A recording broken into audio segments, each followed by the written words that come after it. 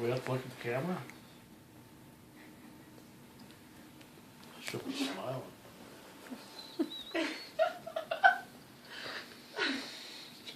Alright, I am doing my informative speech on Nazi Germany.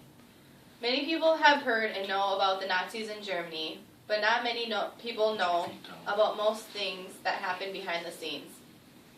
After doing research on this, I found myself learning a lot more than I figured I knew. 3 of the main points that I am going to talk about are the basic information about Nazi Germany, Amon Goth, and lastly, the war dog. Part 1 I found on History.com about the Nazi Party. The Nazi Party came to power in Germany shortly after World War II. The Nazis were led by Adolf Hitler. They were in search of the perfect race, which was the Aryan, or the master race. A common known description of the Aryan race was blonde hair, blue eyes, also known as the Germans. Once they had the Jews sorted out from men, women, and children, they would be sent off to concentration camps to work or to die. Concentration camps were designed to kill Jews and other groups that were sent there. In these concentration camps, German soldiers would make the prisoners work until they're close to death, then they would kill them. Oftentimes, if prisoners failed to obey the soldiers' orders, they were shot. Not many Jews were left alive when they would go to these camps. If they were lucky, they would be bought by people who had factories and would work until the war was over. Many Jews heard about these jobs, and they were known as the lifesaver jobs. Someone that was really well known for this was Oskar Schindler. There is a movie about him called Schindler's List, and it shows you on how the Jews were treated and what went on during this time. The Nazi Party's main goal was to eliminate all the Jewish population, but they also targeted homosexuals, gypsies, mentally ill, and the elderly.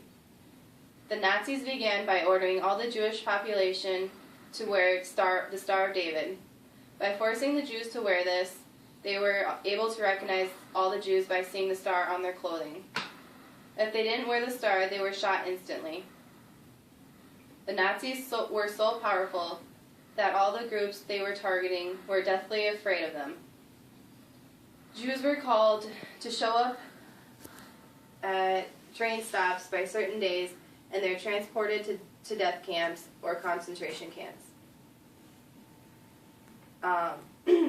They were treated like livestock, not human beings. During the Nazis' control, 6.5 million Jews were killed, and 5 other groups were killed also.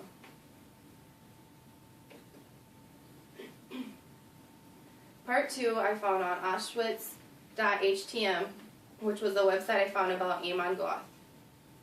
Amon Goth was a popular leader of the Nazi Party.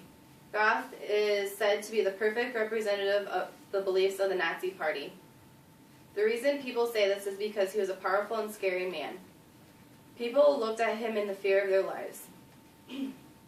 Amon was known for being a very cruel guy who really didn't care about anyone other than himself. He would torture people to death and he wouldn't be affected by it. He was in charge of the Plaszow concentration camp. It was said that in this camp you were lucky to live a full 4 weeks until you were killed. He lived in a beautiful house that overlooked the concentration camp, where he would wake up every morning and randomly shoot Jews for no apparent reason. After the war, Amon was tried in Poland for many crimes. He was found guilty of the membership in the Nazi Party and personally in ordering the imprisonment and torture of many people. He was sentenced to death, and he was hung by one of the camps that he was in charge of on September 13th, 1946.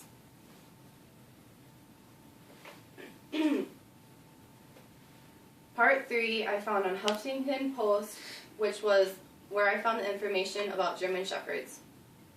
During the Holocaust, the German soldiers used German Shepherds. These dogs were trained to hunt down and kill if the Jews got out of line.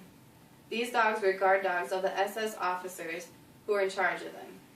During this time, the German soldiers were said to have thousands of dogs trained and ready to work. The loud barking and attempts of attacks by the dogs really scared the Jews as they walked through the alleyways to get to their trains. By using the dogs in this way, the Jews were really scared of both the soldiers and their dogs. German shepherds are very obedient dogs. They also have a very aggressive look to them, which would help scare the prisoners at the concentration camp.